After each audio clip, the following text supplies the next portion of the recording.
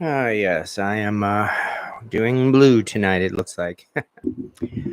Hi there. Welcome, everybody, to Cast Iron Wednesday. We say this every week because, well, every week it's Wednesday. At least one of the days of the week it is. And yes, it's been said already that a whole bunch of YouTube cooking channels get together on Wednesday all to do cast iron videos. Cooking in cast iron, cleaning cast iron, seasoning cast iron, collecting cast iron, identifying cast iron, and basically pretty much a whole bunch of stuff related to cast iron cooking. And that's why we are here tonight.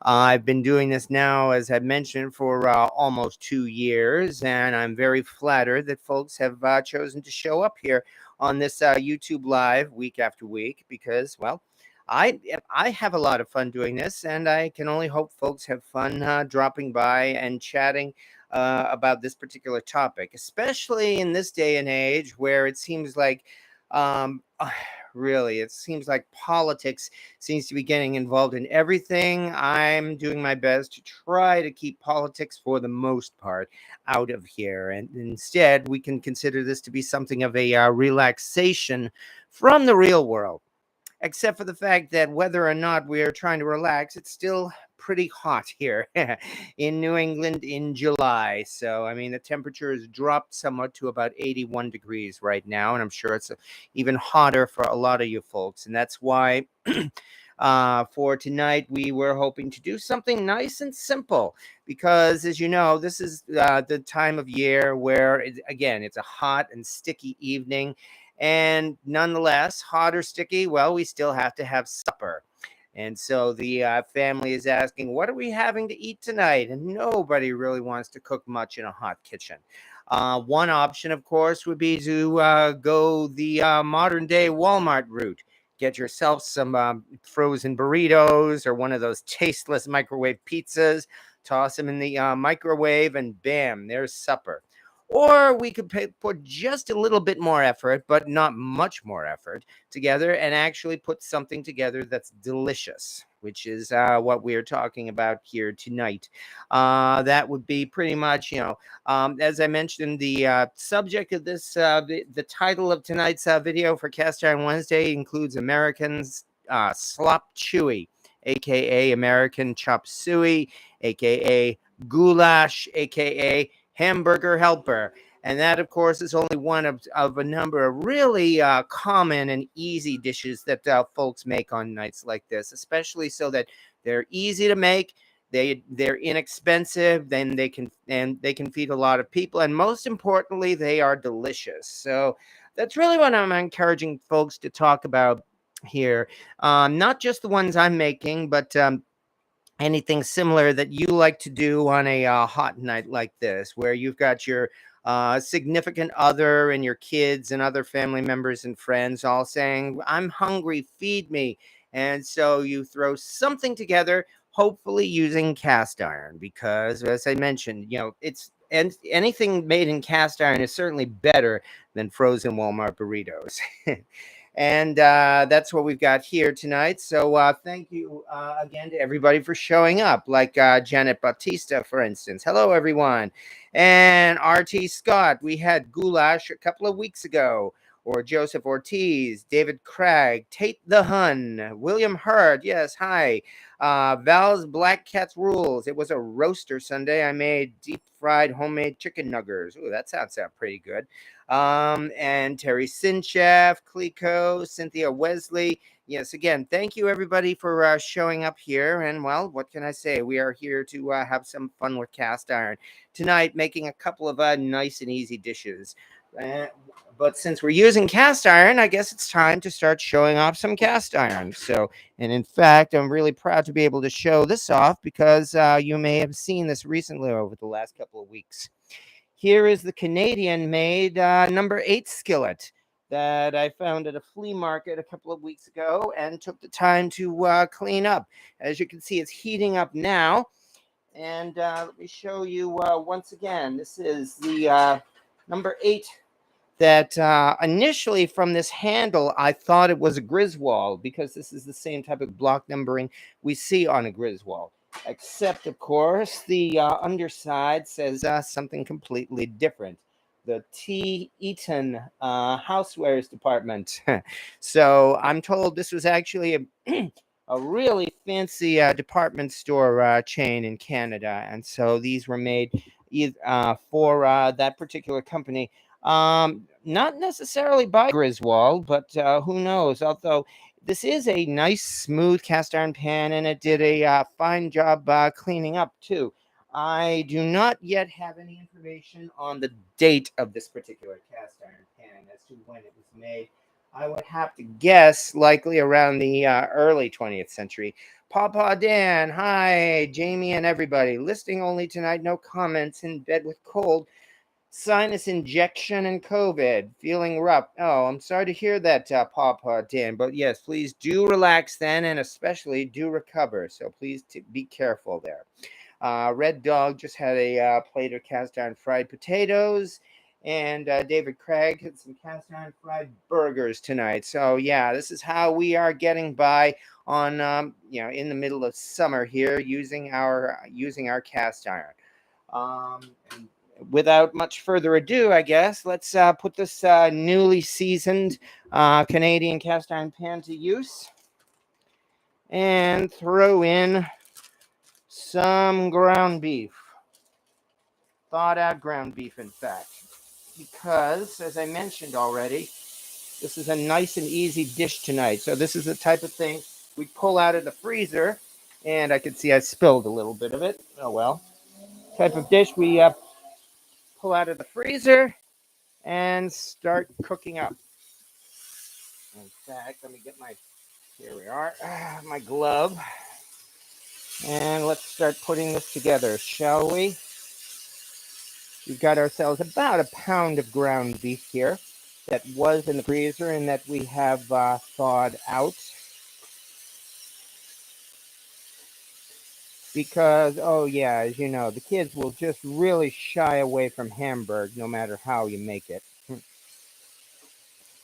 Reminds me of a famous Calvin and Hobbes comic strip once where Calvin gave his usual, that smells like bat barf, I'm not going to eat it.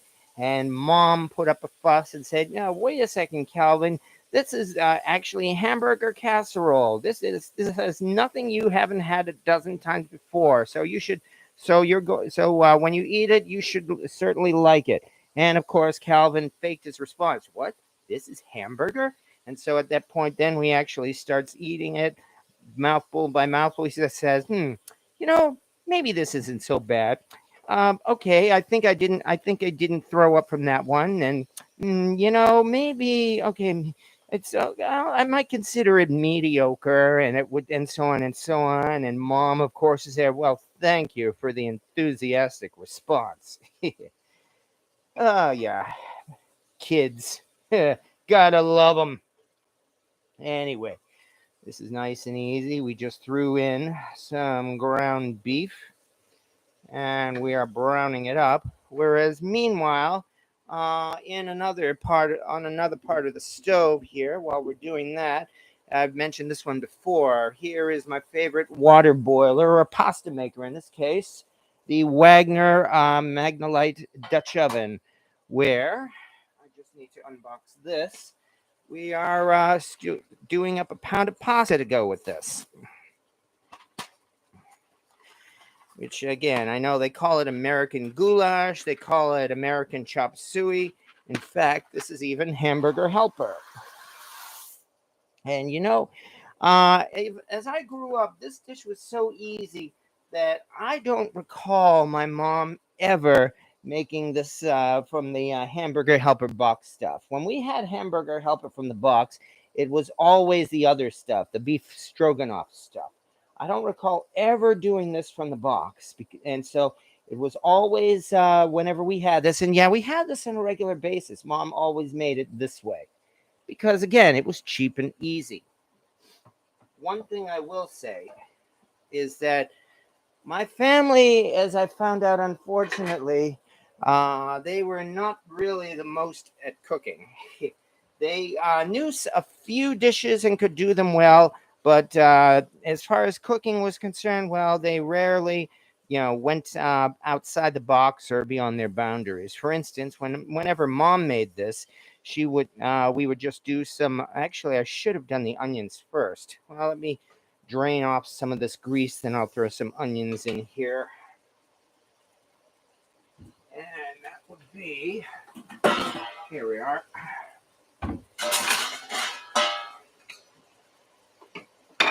Do this nice and carefully. There we go. In fact, I might even be able to put this grease back in afterwards. But right now, of course, we don't want it yet in the hamburger. So, there we go. All right, that will help out there. Anyway, as I was saying, when Mom made this, she would do it nice and simple, like I'm doing here tonight. Some ground beef, some onions, some elbow macaroni, and of course, we mix it all in with the sauce. Now, Mom's sauce was quite simply ketchup. She would normally just take a big squirt of ketchup and squirt it into the pot as she mixed everything together, and that was our basic American chop suey that we grew up with. I will be honest, even though I ate just about anything that was put before me. I can't say that I was really enthusiastic about the ketchup. I think it was maybe too sweet for my taste. But as much as I liked her American chop suey, and I never did turn my nose up at it, when I grew up and I learned how to cook on my own, finally, here we go. I developed a sauce that was a little bit more savory than ketchup. I'm sure there are folks who do things like they mix in pasta sauce or even pizza sauce when making this dish because, it's nice and simple. And here's the thing again, when we get into the one of those eternal arguments, and that is, of course, store-bought versus homemade. Aside from the fact that you can get this whole thing, as I mentioned before, this is Hamburger Helper essentially, and you can get the whole thing out of the box if you want. Alternately, you could do what I'm doing here. Some onions, some ground beef, making some pasta over there. And for the sauce, you could indeed just throw in a can of pasta sauce or pizza sauce. In my case, I was influenced in a slightly different way when I started cooking about 10 years ago. It was, again, in late 2020 when my whole life was changing and turning upside down. Among other things, at that time, I had a girlfriend who I will say she was the one who inspired me to learn how to cook on my own. And it was from there I caught the cooking bug and never turned back. And I'm very glad about that. I'll say as well, she inspired me to learn how to cook, but I caught the cast iron bug on my own. I've told that story already before, that it was by myself. I cooked with a cast iron pan for the first time and just fell in love with it. However, nonetheless, she did influence me in some ways, one of which is that she absolutely would not use ketchup in her cooking. She would cringe and say very nasty words whenever somebody brought up the subject of mixing in ketchup. Likewise with cream of mushroom soup, she refused to use cream of anything in her cooking. She's an okay cook. I would not call her. Sorry, Jessica. I would not call her a master chef class chef, but she's a decent cook. And as I said, she inspired me as well. So because of her, I'm actually put together a quick and easy ketchup substitute, which is a little bit more savory and less sweet than store-bought ketchup because all this time I've been I apologize. I haven't even been focusing on the cast iron. Very, very sorry about that. There we go. That's a little better. Anyway, she inspired me to learn how to cook, and because of her, I put together a ketchup substitute that you can use in place of ketchup, even though it's a little bit more savory and less sweet than ketchup. It does not use sugar. All right, what do we have here? You've got to try, Val's Black Cat's rules. You've got to try the diced tomatoes and garlic. I don't blame you at all there. And likewise, Katie, yeah, I did reposition the camera, and I very much apologize for that. I got caught up with talking, and I'm sorry about that. But I hope that helps because, yeah, here again is that Canadian-made cast iron skillet. Gotta love Calvin and his snowman, absolutely. Onions, celery, and carrot, yes, the basic mirepoix. Okay, reposition, and that's what I did. So I'm sorry about that. Reposition the camera there. Yeah, my ancestors used to make their own ketchup. Anyway, the savory ketchup is nice and simple. I have a link to it. If you look in the description of this video, I've got a link to my recipe for American chopped suey, and it includes the recipe for savory ketchup. There's really nothing to it. You don't even have to cook it. It's really just mixing together the right spices. And we have those right over here. There we go.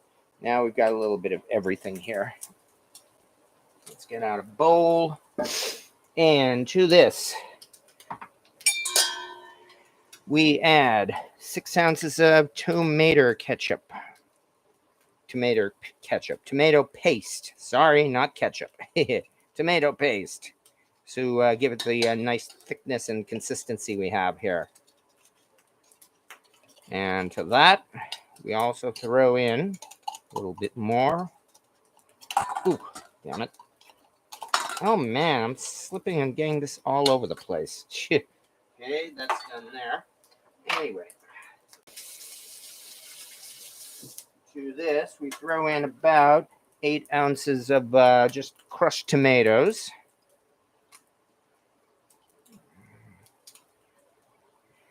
Couple of tablespoons of my favorite vinegar, apple cider vinegar. If you're making this, of course, you can use your favorite vinegar because, after all, it's your taste buds. Couple of there we go. Probably enough there. And to that, we do the spices.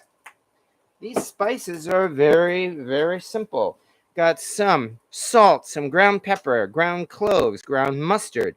There's some onion powder, celery salt, and garlic powder. And that's it. It's really as easy as that. So we mix this in. And there we go.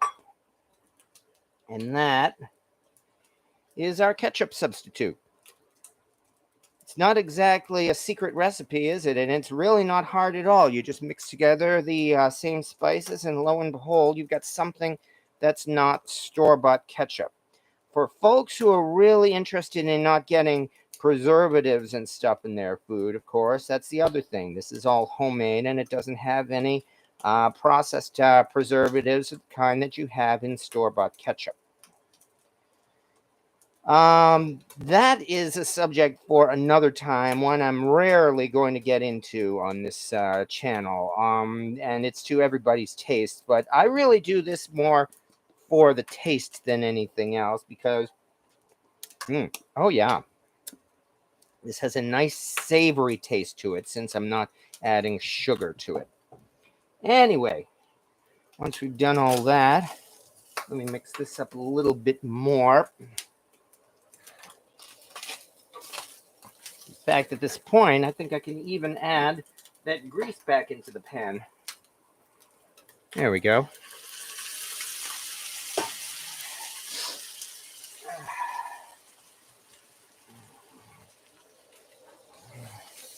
Because I don't want this hamburger dried out.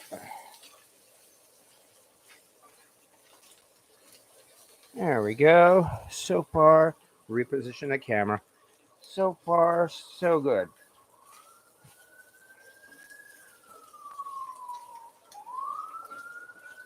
And finally, let's try it this way over here on this end. There we go. There's an angle for you. Let's get back to the pasta.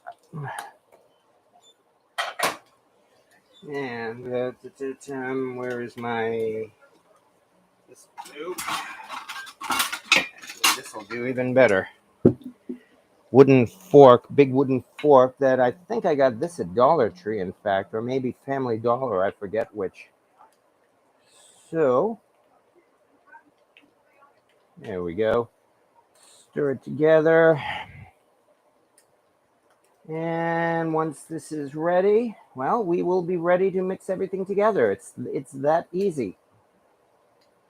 All we got to do really is wait for this to get al dente, because at this point, I would say this burger is definitely all browned up.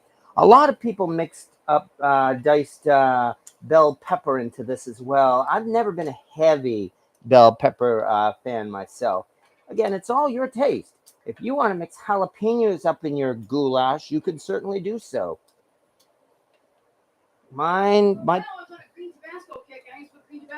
Yeah, Jamie says she used to put green Tabasco in her goulash when she felt like it. So, after all, again, the whole point is just that. It's your taste buds, you're eating it.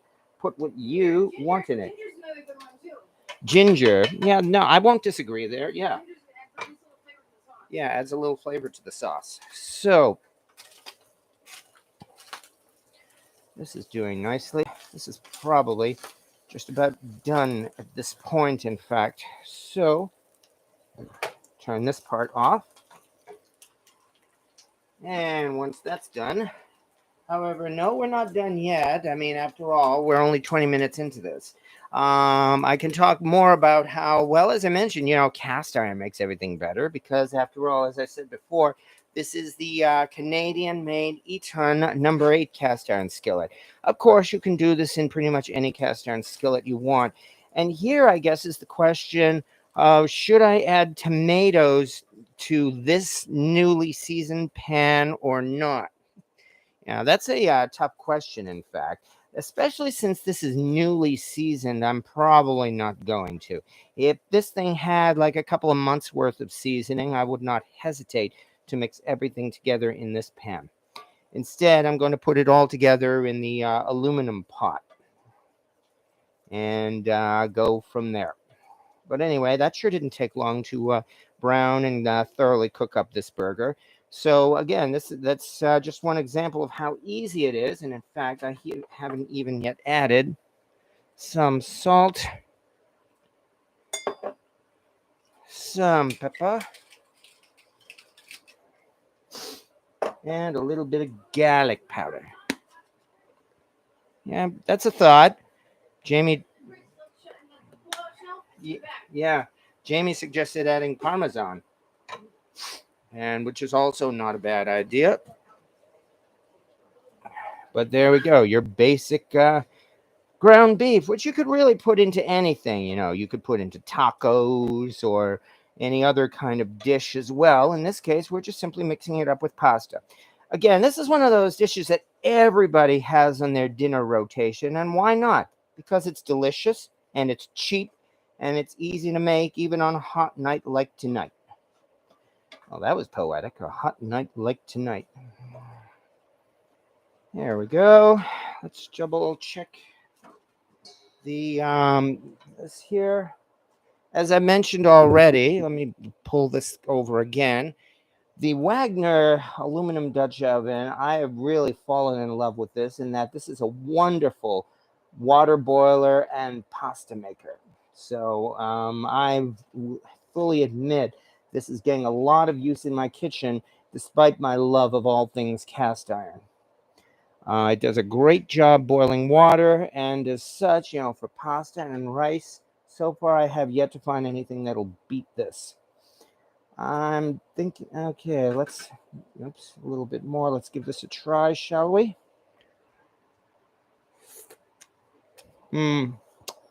Not quite al dente yet, but I wouldn't think more than another minute or so. One of these days, I think I might actually comment on a certain YouTube superstar, Josh W., who absolutely insists on using a rice cooker every single time to make rice. I've never seen him make rice from scratch or without a rice cooker. And I suppose it could be argued that a rice cooker makes perfect rice every time. That actually is a subject, would be a subject of a video in itself, and that's something I should look into. Or maybe there probably already have videos on YouTube about that, namely boiled rice versus a rice cooker. Take out my pasta strainer.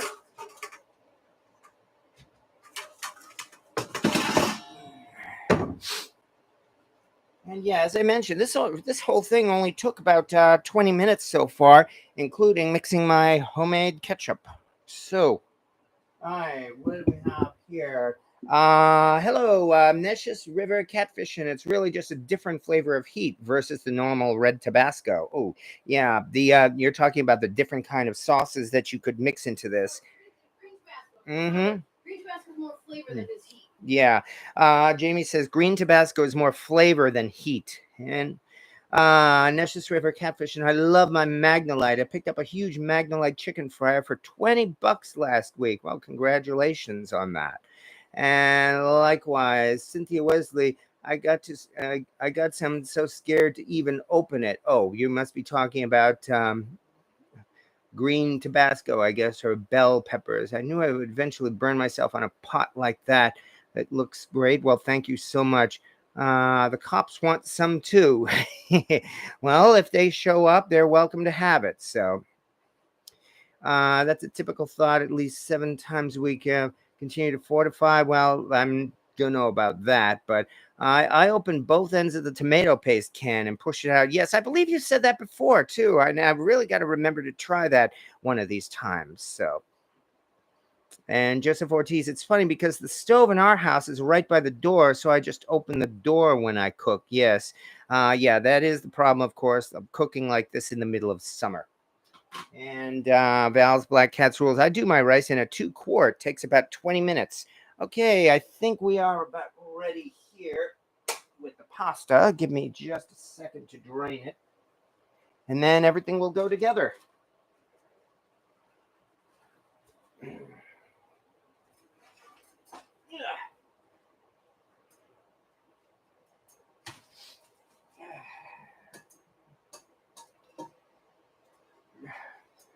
In fact, let's move our view over again so that folks can get a more close-up view. And I'm sorry for the roller coaster ride, which I think I also say every single week. Here.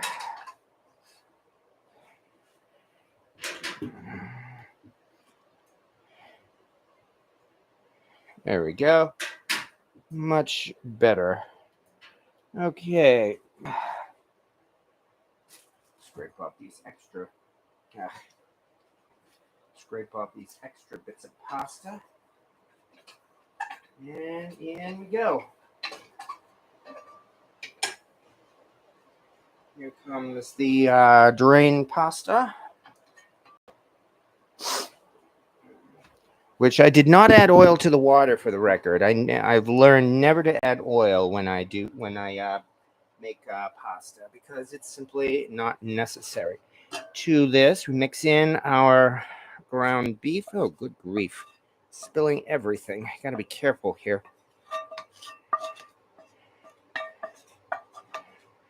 Well cooked ground beef. Hopefully not too well cooked.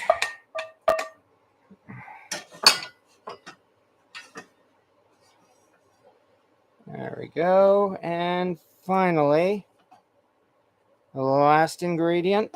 Boy, there's plenty here too. That's just it. See, this, what I mean, it barely took any effort at all, and I've got enough to feed an entire family here. The last part is my imitation savory ketchup. As I said before, Mom always squirted a huge dollop of ketchup into the pot for her sauce, and there's nothing wrong with that. As I said, it's just not entirely to my taste. That's really the main reason why I did not do it that way. Again, you could use pasta sauce, pizza sauce, make your own sauce, which is essentially what I did here. Whatever suits your fancy. And to this, mix it all together.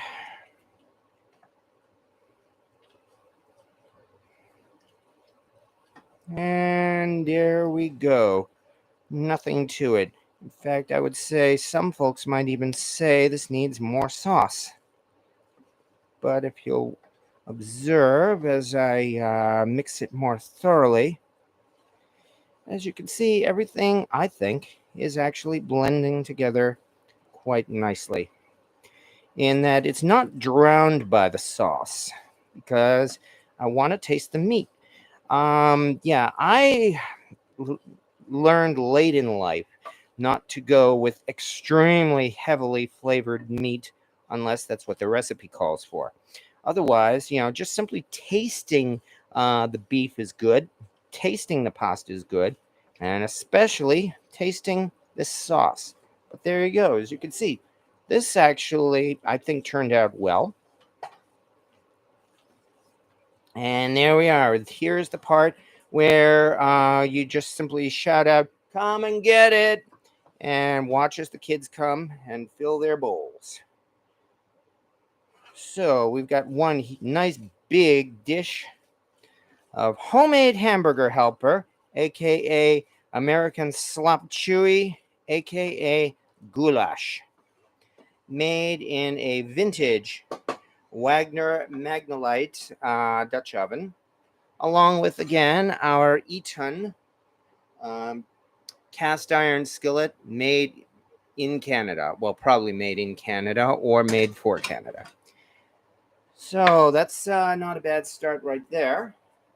Okay, I'll just put this aside. And again, Jamie is free to help herself.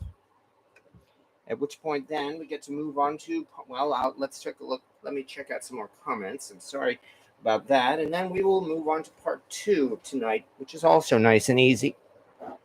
Sorry. There we go. Also, clean up my mess. That's my bad. Cannot do this without making a mess. It seems like that's how I am. Anyway, the pasta's ready if you want some, Jamie. Likewise, we've got plenty to share for any guests who might drop by. Still, there we go. All right. Now, as we're doing that, let's get another look here at these things. And let's see what we have here. Once again, thanks everybody for your patience here. Especially since Honey Badger says went out of town today, hit 3 Cracker Barrel, and still now walking lady skillet Liberty, but picked up a large. Oh, no walking Liberty. Well, the best of luck is about all I can say at this point. But picked up a large cast iron pie pan, not always lost, which is nice actually. Yeah, the best I can say is definitely get some use out of that. This live is making me hungry, says Nicious River Catfishing. Well, that's kind of the point, and I certainly hope so. Cynthia Wesley, Joseph, never, ever, never will I pay $250 for a rice cooker. Well, they have those high-priced fancy things for everything. I mean, just like they have high-priced Le Creuset cast iron or high-priced copperware, you can be sure they also have high-priced rice cookers as well. So, and yeah, $250, as Val's Black Cat's rule says. For that price, it better cook more than just rice. Oh, tell me about it. Although I know there are videos out there and other things you can make in a rice cooker. Yes, it should. If you drop $250 plus on a Zoshirushi rice cooker or Cuckoo rice cooker, then yes, those devices cook rice perfectly all the time. At that price, they damn well better. That's for sure. um, And yeah, thank you. Okay, all pouring skill. Yes, Alexa, add pouring skill. Yeah, after all this time, I definitely still need help with my pouring. No question about that. Well, I just do my best to clean up. What else can I do? So, something that I can still hear my grandpa saying, ketchup is good if you like that sort of thing. Hello, Rick Stumbo. No, you're not late. After all, the live is still in progress. So thank you very much for showing up. Yeah, those are nice looking. And yes, like the silver dollar, we now need Jamie's brownies, says Val's Black Cat's rules. And I have one, Cynthia Wesley. Well, we've got a request for it. I have Oh, yeah, I think so as well. Cynthia Wesley, I have one heart's desire. I wish I could find a Lodge Wildlife Series duck in flight skillet. It'll match my duck in flight grill. Well, the best we could say is keep looking. I mean, you could pay $200 or so on eBay for one, I suppose, but really, of course, that's the thrill of the hunt because you never know. I mean, heck, I've made some great scores. Oh, how could I forget? Yeah, okay, yeah, that reminds me as well. Um, got a little bit of sort of bad news and sort of good news. I'm still waiting on the house. The lawyers, we're in the phase right now where the lawyers are twiddling their thumbs and doing their lawyer stuff, and there's no indication yet of when the signing date is going to be. I was hoping it would have been maybe by this weekend, but I just got a notice today that basically there's no word from the lawyer. They have not yet put together the commitment letter, so at least another couple of weeks. Ugh, so I have to keep I have to keep waiting. The good news is that means, as it turns out, I was expecting that to take up this weekend, and so it seems like my weekend is free. Well, what's happening here in Massachusetts this weekend? Brimfield. Brimfield is here this week again. The Brimfield Antique Show is going on in here in Massachusetts, and that means it looks like I'm going to be able to schedule some time to head out there on Saturday once again. I did a Brimfield video, as you know, earlier this year, yet again looking for cast iron. That's my third one of basically about looking for cast iron at Brimfield, and well, I don't want to get into a rut there. So I had kind of an idea. Next time I go to Brimfield on Saturday, I'm going to try to specialize it and try to look especially for cast iron that is not Griswold or Wagner, and see what we come up with. Because, well, I mean, I love Griswold. Everybody loves Griswold, but you know who else loves Griswold? Antique vendors. I mean, as we've seen before, especially at places like Brimfield. Whenever you see something with the Griswold logo, they jack the price up sky high. And it's so, but there's Griswold and Wagner to be seen in abundance there at Brimfield, which is a good thing. I mean, as folks across the country have said, well, yeah, you're lucky you've got Brimfield. We don't have anything like that in our neck of the woods, and any cast iron is as rare as hen's teeth. So, yes, I definitely very much appreciate that Brimfield is here. On the other hand, I want to see what we can do, or I can do, or anybody can do in especially finding cast iron at Brimfield that is more unusual and out of the way. I have made some great scores like that at Brimfield, and I'm certainly looking forward to it. But hey, now it looks like I have time to plan a trip out there, probably this coming Saturday, to see what happened. Yeah. Sorry about house delay. Perfect timing for Brimfield. Yeah, I know. Given a choice, to be honest, I would go with the house because I want to get this over with.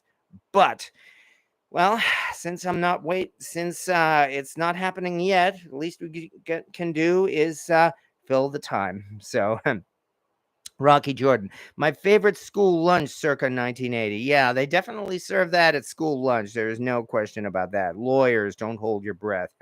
Yeah, here come the lawyer jokes. What do you call 500 dead lawyers in the bottom of the river? An excellent start. And so on and so on. And I think it was Shakespeare, in fact, who said, first we kill all the lawyers. All right. So, and yeah, perfect timing for Brimfield. Yes. I'll check the weather forecast and we will see what happens this weekend. And having said that, let's move on to part two, shall we? As I mentioned already, I am encouraging folks as well to comment and talk about stuff that's not just goulash. As much as American chop suey is good, and I'm glad I made it, and we've got plenty to eat now, there are other dishes that we can make as well that are nice and easy, even on a hot night like this, which is why while I've been doing all this prep work and everything, I've had the oven heating up to 400 degrees because this is where we get to start another nice and fast and easy cast iron dish. And that would be shake and bake, or specifically homemade shake and bake. I've just got 2 cups of breadcrumbs here in this bag. Yeah, that's the other thing I'd wanted to try, because yeah, that's another one of these no brainers that anybody will do. And in fact, I will have to say this was Jamie's suggestion as well. I was commenting with her. It's a hot weeknight, and the kids want something to eat, and we don't want to do a lot of effort. What would we do? And she said shake and bake. So I looked it up, and let's see, and found a very simple shake and bake recipe on All Recipes. So what else do we have here? It's for you. He may have something better in store. Well, I certainly hope so. The difference between a catfish and a lawyer: one is a scum sucking bottom feeder, the other is a fish. At this point, I'm not going to disagree with you on that. Yes. So, okay. But hey, having said that, let us prepare, shall we, for some homemade shake and bake. And this is also nice and easy, because it's really no more than just mixing up. I got a whole bunch of breadcrumbs, and some people use flour or even flour plus breadcrumbs, and the right spices, which I made sure to prepare in advance to make it as easy as possible. What we have here is, let me try that again. There we go. There we go. What we have here is some salt, some smoked paprika, because I love smoked paprika. I believe this is onion powder. We've got some ground black pepper. We've got some, no, that's the onion powder. I think this is celery salts. That's right. Some garlic powder, along with some oregano, basil, parsley, and I think that covers it. And it's really that easy to make ourselves some shake and bake. So let's get this in. Plop. Remove some of the air from this bag. And there we go. Now, just like that, we've got ourselves a shake and bake mix, which means now all we have to do is get out our chicken, which I thawed in advance. In the freezer, I found two really big chicken breasts. I know you can do dark meat, but again, I just pulled this out of the freezer. And anyway, Jamie is more of a white meat fan as it is. So let me very quickly, I actually always forget something, my chicken board. Give me 1 second. All right. Bring this up right now. There we are. Yeah, because you know what they say about chicken, so gotta be careful there. All right. Let's very quickly get these breasts out.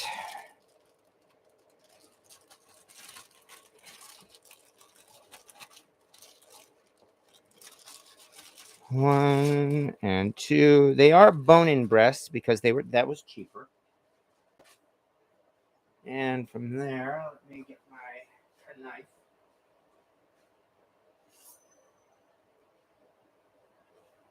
Must be careful. Must take my time. Do not want to rush. Not with a sharp knife. So let's do this correctly. There we are. A little bit here. A little bit there. There we go. Because again, I am not a professional chef, nor am I a butcher. Although I'm doing a good job of butchering this chicken, that's for sure. Come on. Do this right. Almost off.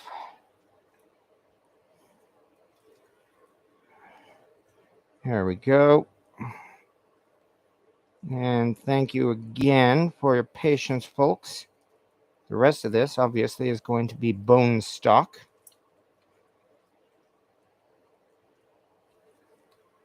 A little bit here, a little bit there. Yeah, I can only imagine what the comments are going to be like about how poorly I've sliced this chicken. I know there's one guy who's been, I shouldn't say stalking me in the comments, but pretty much every comment he's made has been negative. Well, that's all right. He's free to do that. As long as he doesn't say anything illegal, I'm free to laugh at him. Okay, so here's one. In fact, I think I'll even cut this in half. There we go. And now for two. I'm even going to leave the skins on. I like skins on my chicken. Oh, I see. That was from the supermarket. Okay. Thank you for, as always, thank you for your patience with this, folks. It's also partly because I'm trying to be as careful as I can with a knife. I do not feel like going to the emergency room tonight or any night. I've already said that joke as well. I'm not in the mood for it because, when are you ever in the mood? I feel like slicing up my finger here, going to the ER and getting a whole bunch of stitches. Thanks, I was in the mood for that. Yeah. All right, just a little bit more. There we go. As always, once again, thank you for your patience. This is really the hard part. There, at last. Ugh. And that's what I get for buying bone-in chicken breasts. But, again, they were cheaper. There we go. And with that, put this down carefully. All we have to do now is add a little bit of oil to this. Not just a little bit, not much. That's probably too much right there, in fact. So let's quickly rub it all in. There we go. And with that, ready finally to shake and bake.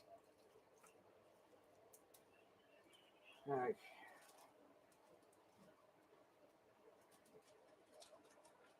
Yeah, at last. In we go.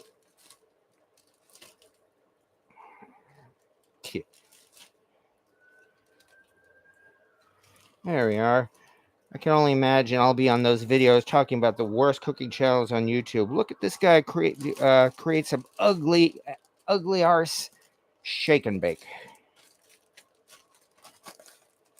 There we go. Well, taste is what's important. Presentation if you're in a cooking contest. I'm not. But now, here we go. Now is the part that all the kids want to do. The shaking.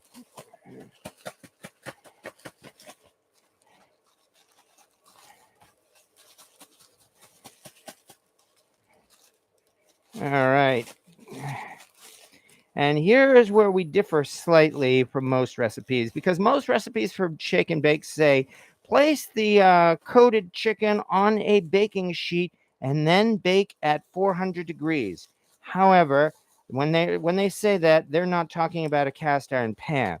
That's why I like to take my cast iron pan and preheat it to 400 degrees. So that we're going to start by putting this in a hot pan and then baking it in the oven. There we go. Boom. Let me wash this grease off my hands.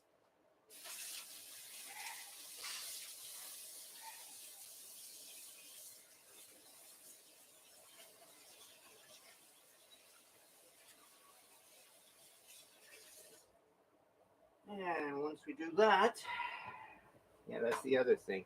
Gotta have dry hands when handling hot cast iron. I've found that when my hands are wet, somehow the heat really gets to you even through the oven glove. So got to be careful there. And now at last, here comes cast iron part 2. So thank you for your patience once again, folks. That means first glove, and here comes another one of my favorite kitchen pans, which folks have seen quite a bit on this channel. The BSR Red Mountain, one of my favorites. It's been preheated to 400 degrees. Nice and hot. And here comes our shake and bake.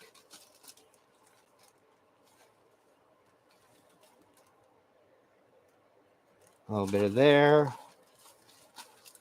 I was expecting it to hiss, but I guess that's because of the coating.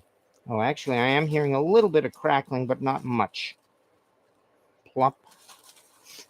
Yeah, these are very rough chicken pieces. They're definitely not your typical shake and bake or store-bought chicken, but nobody's going to complain about that because, as we said, what's important is the taste. And there we go. Rub off my hands one more time. And into the oven. Glove, need glove. Into the oven to bake.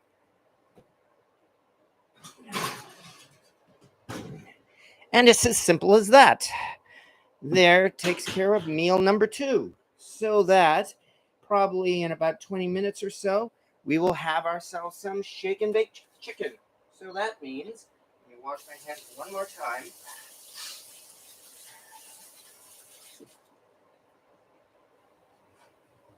That means including all of this talking, mind you, I put together not 1, but 2 meals.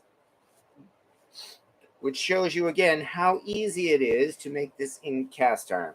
I mean, yes, granted, you could throw some frozen Walmart burritos into the microwave and have the whole thing done in like about 5 to 10 minutes.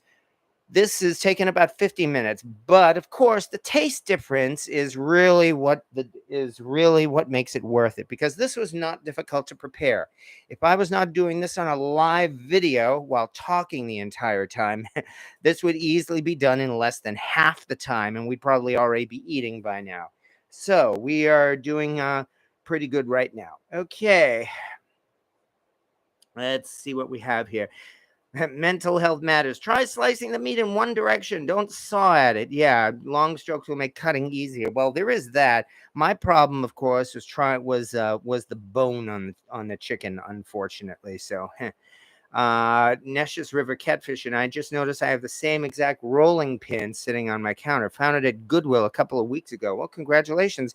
In my case, that was Mom's rolling pin. Yes, I inherited that from her. Actually, she gave that to me several years ago, long before she passed on. So when I was learning how to cook, she took out her rolling pin and let me use it. And I have indeed gotten some good use out of that. So, Clico, we all hate lawyers until we need one, or your kid is one. Yeah, I do have to agree there. I could tell a story about when I was getting divorced, but I'm not going to. So, yes, I definitely had a need for a lawyer in that case. I will not disagree that. On the other hand, it's also true, like it or not, that there are probably a lot of legal niceties that it is a good thing to have the lawyers go over with this. It's just that I'm sitting here waiting for the final decision. So, and so, yeah, I can't help but get impatient. War in Ukraine. I love homemade shake and bake. They sell big packages of drumsticks for pretty cheap, too. It's great. Yes, exactly. I mean, especially since the price of everything has gone up, especially retail. I mean, if you go out for your KFC or even other kinds of fried chicken, you know it's going to cost you anywhere from $30 to $50 for one meal.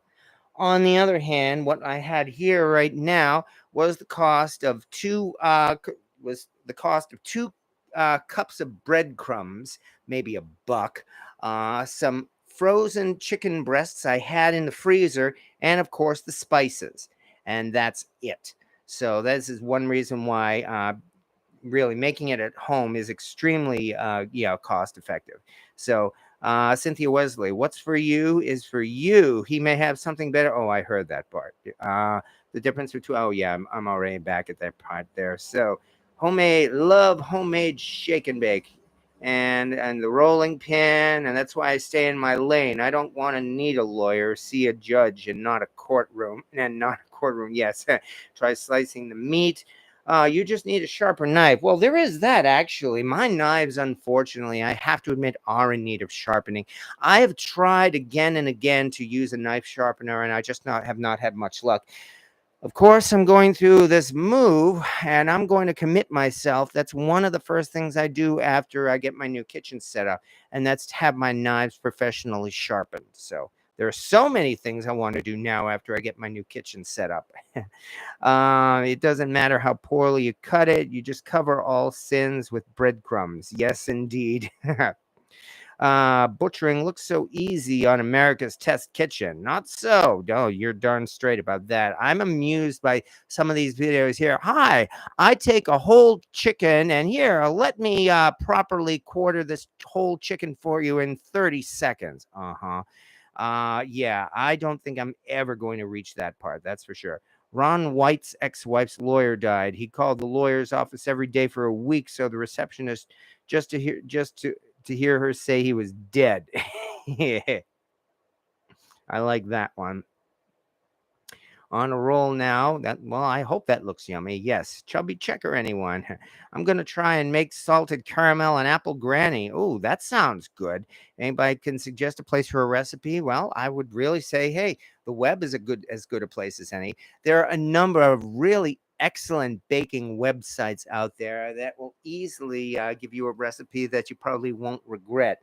I am not a fan of the big commercial ones like BuzzFeed, but on the other hand, there are ones like Sally's Baking Addiction. Do I have that name right? Who will probably be able to point you in the right direction there.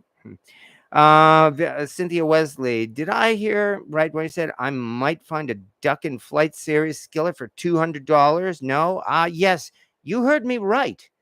The original Lodge Wildlife Pan series are indeed collector's items among cast iron fanatics. And you know what happens when you have collector's items? eBay goes wild. That's what happens. You go into eBay and you type in Lodge Cast Iron Wildlife, and you will see a whole bunch of pans there, including some of the original Wildlife series, selling at outrageous prices. Of course, Lodge released a new version of their Wildlife series pans over the past few years, and they're still selling them right now. You can buy them at Walmart, for instance, in their camping section. Even so, you will find those very same pans on sale on eBay for like, oh, I don't know, $40, $50, $60. And yes, the original Wildlife series, that's worth mentioning as well. I had mentioned it previously. In fact, I did a video on it. If you look on my video on collectible cast iron, I mentioned how the Lodge Wildlife series came out in the early 1990s, and there were 4 pans in that series. They were cast iron skillets, yes. The mallard duck was one of them. The next one that we've seen was the bass, the fish. And those were the 2 most common, relatively speaking, of those Wildlife series pans. And even those these days on eBay and other antique malls will still easily run over $100 and potentially maybe $200 or so. There were 2 other designs in that Wildlife series that were much more rare. I've never seen them in person myself. I've only seen photos of them, but they are out there. And that, of course, would be the deer and the dog, the hunting dog, the hound dog. Those are indeed Lodge cast iron pans in the Wildlife series. And because those are so rare, yeah, they get even higher prices. I would not be surprised if you saw the dog, the hunting dog in that series, selling for $300 or $400 or more on eBay. And no, I would not pay that much for it either. There are even rumors among the cast iron Facebook groups that there was allegedly a Chinese-made imitation of the deer pan that had a very, very slight difference to it. I don't believe it. I don't think there was ever an imitation produced. Maybe there might have been some kind of a flaw in production, resulting in some pans looking not quite the same. The Lodge fanatics and the Lodge collectors will know that. Pawpaw Dan, did you get the stain out of your Lodge enamel Dutch oven from last week? Yes, as a matter of fact, I did. I got, well, most of it. It is still stained, actually. However, most of it is taken care of. And that's a good point. Let me pull that out for you, give you something to look at. Let's see. What I ended up doing was giving it a good scrub with a green scrubby. Okay, so let's pull that out right now.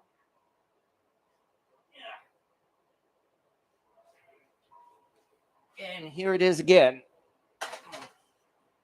The large 7-quart enameled double Dutch oven. This is an enameled version of their classic double Dutch oven. Ta-da! As you can see, I did get it out, and yes, as you can see, there are still spots in there, unfortunately, from the stains. However, it is mostly clean, so I'm certainly happy with it. I ended up soaking that in dish soap water plus barkeeper's trim mixed in for a good couple of days or so. After that, I just took a green Scotch-Brite scrubby and gently scrubbed patiently. It probably took about 10 to 15 minutes to get all of that stuff off of the bottom of the pan. And after all that, I gave it one more washing out with dish soap to make sure that this was clean. But here is the result. Yes, there are still spots, and those spots will probably be permanent. However, this is not bad at all, and I'm not ashamed to show this off, and it's definitely good enough to cook with, and that is what I will be doing. So there you go. Yes, it actually worked. It did indeed take some elbow grease, but it worked. So, how's the eyes, Papa? Well, Papa Dan unfortunately has had a new problem. He contracted COVID, so he is kind of bedridden right now, but he's doing okay, at least, thank goodness. So I'm glad. Just just take your time, Papa Dan, and be sure to recover. Also, how to know that a pan is used for melting lead without a testing kit? Well, usually, there's that wonderful word, usually, lead residue can be easy to spot with a typical cast iron pan. Because, yes, I did show those videos where the Pyrex had lead-based paint. However, melting lead in a cast iron pan is much, much more obvious. Usually, the lead residue is easy to spot because it's permanently bonded to the pan, and it gives it an unmistakable luster that I do not find pretty, despite the fact that it's lead and it's contaminated and you can never cook in that pan again. I also think it's a rather ugly shade of yellowish color. And I'm not saying it, as I said, because it's lead. I'm saying I find it's an actually distasteful color shade, and so I don't like that color anyway. And so it's usually pretty easy to spot. If someone has actually taken the time and seasoned over something like that, well, shame on them. And that may be one reason why it's a good idea to make sure you completely scrape off the seasoning on a spot of the pan before you test it for lead.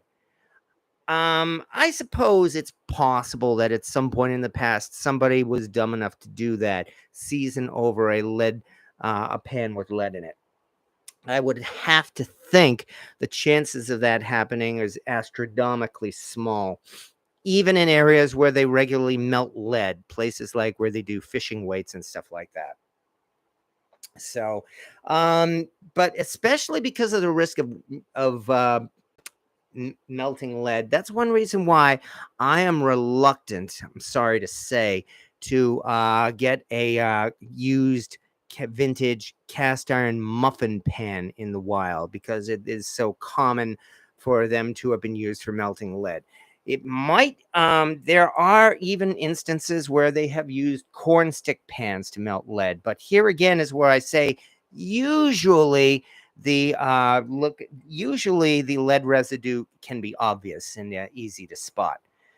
However, yes, I was. Yes, I was, and I did test it. Unfortunately, that one did not have lead on it. So, but in the end, what it really comes down to is if it looks suspicious, test it. If it looks suspicious to you, test it. That's probably the best way to say that. So there you go. And hello as well, Pegtooth. I was stuck in my shop and my internet is acting up. Well, hey, as you can see, we are still going here, so we're doing pretty good. Honey Badger, Terry Sinchef, I wouldn't give that hunting dog pan up either. It's the only one I don't have and would pay a good buck for that. Oh, yeah, that's right. I believe you mentioned that, Terry, that you found the hunting dog pan. Congratulations on you. That is an outstanding score. I mean, I've shown off a couple of rare cast iron pans that I was able to score. Yours is easily in that class and probably even better than my scores. So that is really something to be proud of.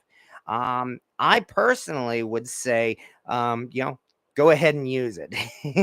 Enjoy it. But of course, that's everybody's taste. If somebody wants a display piece, that is your right to do so.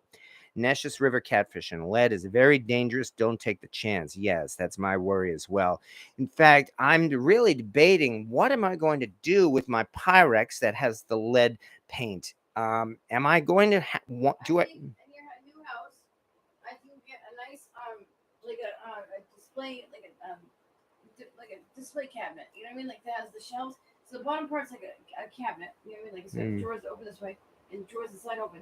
But then the top part has like shelves. And then you display it on there. Yeah. So you want me to keep them as display pieces? Yeah, they're vintage. You know what I mean? Like look good in the kitchen. You know. Yeah, there is that. I mean, one thing I will say, I've got Mom's Unbreakable mugs. Those are definitely going to be display pieces. So. It's like kind of like a buffet, but with the top part, it's like shelves. It's like a china display. Yeah. Yeah. Cynthia Wesley, Terry, your brother knows exactly what he's got. Yes.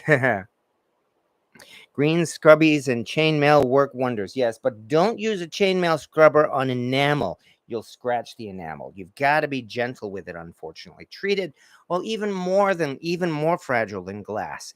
Glass is tough to scratch, but it can be scratched. Enamel is much easier to scratch. So you definitely have to treat enamel carefully. So $600? Good grief. Is somebody selling that dog skillet for $600? Woo! They could keep it. All right. The dog pan, last time I saw one, it was $600. Someone bought it, but not me. Sheesh. Really, for doing something like that, you'd have to be a speculator. I mean, I can only think the only ones who'd want to pay that much price would be not just a reseller, but a speculator. The kind who, like, say, would buy 10,000 copies of a Superman comic, especially to drive up the price. The kind of people who invest in NFTs, that kind of thing. That's the type of person I would think who would actually buy a $600 Lodge cast iron skillet. Well, hey, it's their money. If they want to spend it, okay. I will not go out of my way to sell something like that, but if they really want to do that, well, again, they have every right to do so. Cynthia Wesley, Honey Badger, I'm just not going to do it. I know my limitations. I'd love to have that duck, but no, sir. Again, what's for me is for me. Yes, exactly. And that's kind of the same way I feel as well. I mentioned that there are a few cast iron pans that I am still looking for and will probably be looking for the rest of my life. Like, for instance, the BSR 13-inch spider or camp oven. I've seen photos of it, but that's it. I'm hoping maybe someday I may find it. I may never find it, but you never know because, hey, that's the thrill of the hunt. This weekend, I'm going to Brimfield, for instance. I'll be keeping my eye out for stuff like that. The odds of my finding that at Brimfield, astronomically small, but nothing's impossible. And anyway, I'm going to Brimfield largely to have fun more than anything else. I mean, that's really just it. I mean, if you just go looking for one specific pan and you don't find it, you can be disappointed. I would rather go to Brimfield and just browse and see whatever catches my eye. And it's a lot more fun that way. That's really how to have fun in the hunt for vintage cast iron. Because again, that's really the most important part, having fun. Having said all that, let me check that chicken, shall we? Oh, yeah. I think maybe I'll flip it. Actually, now I've got to get this pot out of the way. I think I'll flip it and just put a couple more minutes into it. Put this away.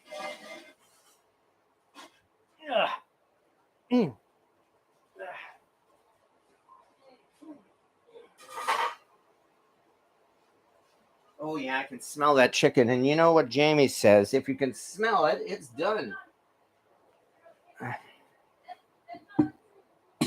Yes, indeed. Well, right now I'm just going to flip it and put it back in for a couple more minutes. Yeah.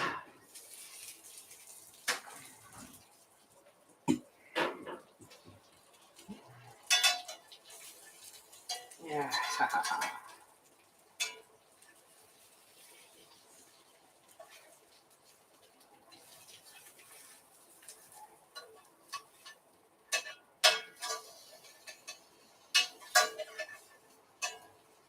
There we go.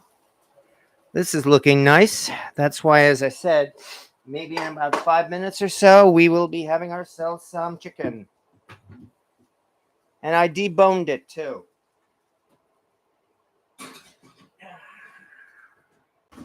There we go. Nice and easy cooking. It seems like that's almost the only cooking I do on this channel. Easy cooking.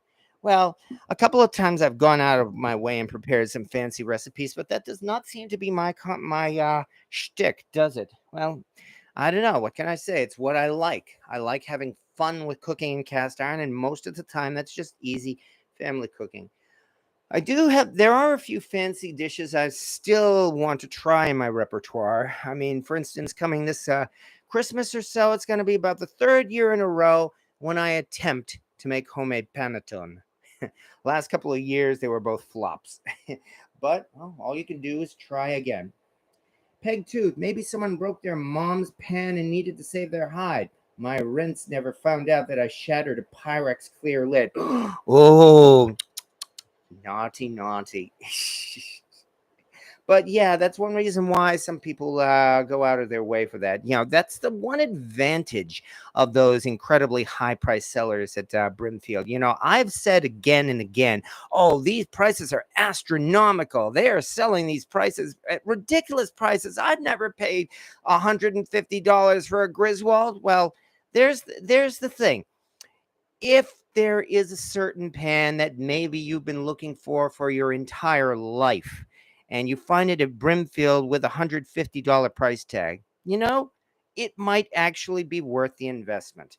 It's something that you want, something that you've been looking for your entire life. And again, it's a cast iron pan. It's probably going to last you the rest of your life. So that's one of the reasons why they do those things, because there is some incredible stuff to be seen at Brimfield. And if you feel like you want to make the investment and get something outrageous like that, well, hey, that's your choice and you can do so. And I would say do so and do not regret it. That's how I judge my finds. I find out. As I've mentioned before, I don't want to be a hoarder, and I'm trying not to buy every cast iron pan in sight. It's more like when I find something that really makes me go, wow, what I usually tend to do is I step back, take a deep breath, and then say to myself, am I going to regret this? Am I going to regret walking away from this 2 weeks from now? 2 weeks from now, will I be saying, gee, I really wish I bought that pan? In a few instances, yes, that's the case. Like my 15-gallon cast iron cauldron, that cost me $200. And yet I knew, and I still don't regret getting it. I knew when I spent, I don't know, I stood there for 10 to 15 minutes contemplating, do I really want to do this? Because if I walked away from this, I knew I'd be kicking myself for the rest of my life. And that's why I made that investment and got that cauldron, which I do not regret. I am so glad I have that cauldron. There are other pans, though, I have seen, and even ones that have made my jaw drop. And yet it's like, I'm telling myself, I have enough cast iron skillets.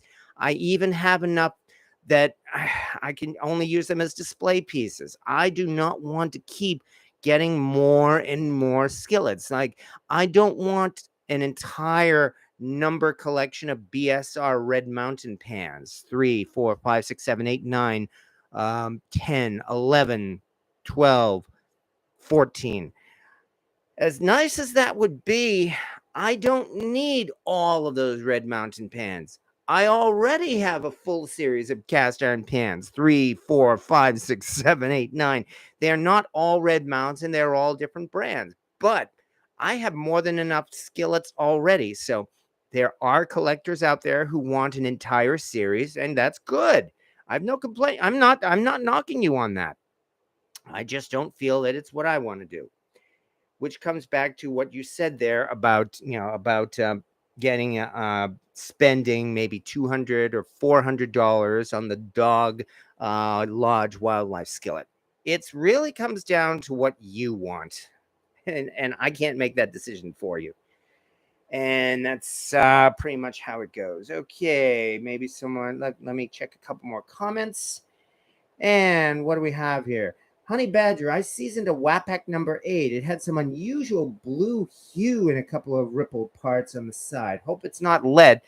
I'm thinking that blue hue might actually be some kind of, I shouldn't call it heat damage, but it may have been affected by some high heat. That would be my first guess.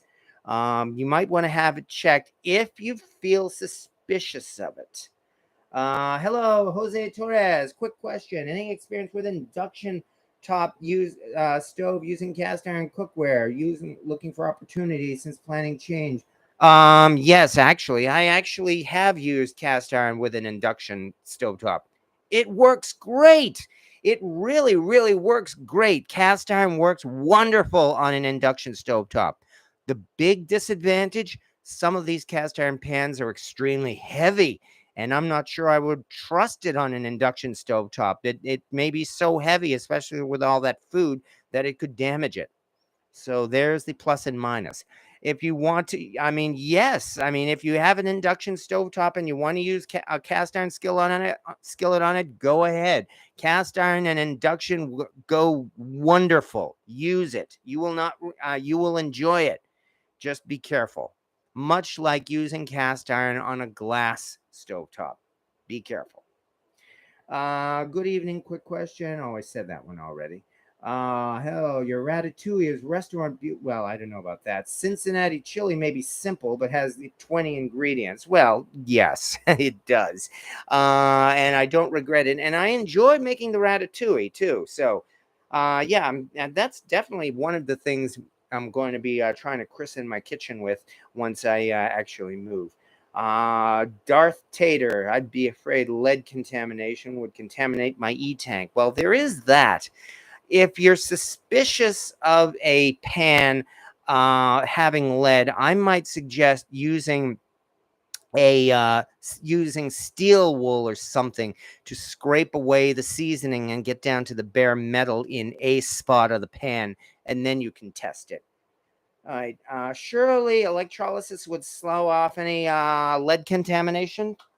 My understanding is lead can bond itself to the pan. I don't know. It's not like a chemical bond or a molecular bond, but it's really pretty much permanent.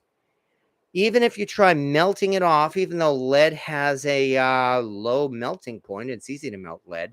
There is no guarantee that there will not still be traces of lead in all of those microscopic pores in cracks and fissures in the surface of the pan. So even with an e-tank, I would not say that you can completely remove lead from a pan, regrettably. A lead contaminated pan is generally considered to be permanent, and I wish I could say otherwise, but that's the case. And I will not recommend using a tainted pan for that reason. Maybe someone broke their. No, I said that already. Honey Badger, my holy grail pan is the Steal Your Face 3-notch lodge from the from the 1970s. Cynthia Wesley, you're more of a collector or cook? You sound very knowledgeable. I'd be peeping it out. You do have some awesome stuff. Yes, you do. I will not disagree there. So yeah, and your cauldron is well worth that. I thought so too. So that's one reason why I'm proud to own that cauldron. All right, we are getting into that time because I would have to say at this point, this chicken is done. So let's get it out, shall we? Oh yeah. There we go. Enough for two. Probably even more than enough for two. And turn off the oven now, because we also have all of that American slop chewy to go through. So yeah, we've definitely got plenty to eat tonight. We've got some chicken and we've got a lot of Hamburger Helper. And it's definitely I would say better than the store-bought stuff. I haven't even tried it yet. Let's get another shot of this. Oh good, it's cooled off. Well, it's still warm, but it's not burning my hand. But there we go. Here's the other thing. Yeah. Here is our American slop chewy. Let me let me give the credit to my brother for that name. He has a real knack for coming up with these silly little names for just about everything. He's the one who started calling it American slop chewy.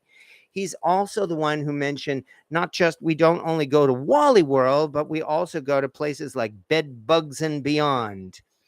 And we go and we take our stuff to Things Dismembered.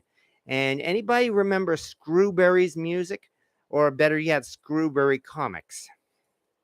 Yeah, he's pretty good at things like that. And don't even talk about KFC, aka CPRDOA. So yeah, my brother really has a knack for things like that, and it's because of him that I called that American slop chewy. Big plate, please. Yeah, I'm looking forward to having some. Okay, so let us know how that chicken turned out. Oh, more than happy to. Boy, I mean, I have no doubt whatsoever. Ooh, yeah, still a little bit hot, but I don't think I can risk it. Oh, mm-hmm. Definitely done. Oh yeah. I'd have to say it worked. We're having chicken tonight. All right. And having said that, I do believe we are getting into our time here because, well, I pretty much covered. As I said, I encourage everybody as well. Feel free to mention, even in the comments, your favorite fast, easy, cheap weeknight dish, the kind that you would make on a hot night like this when nobody really wants to cook. And there's nothing wrong with using store-bought ingredients with it either. It's not even really cheating. I did it from scratch just because I like doing it from scratch.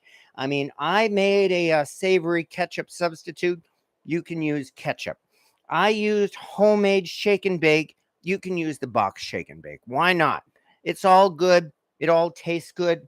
And most importantly, it's easy and it's fun and it's delicious. All right. Hello, Ronald Perry. Went to our local flea market antique store and found a cast iron Civil War cornbread pan for $95. $95? How can you tell it was Civil War? Was it gate marked? I'm honestly curious about that. So, cornbread, collards, bacon, yeah, oh yeah, all of that is really good. So,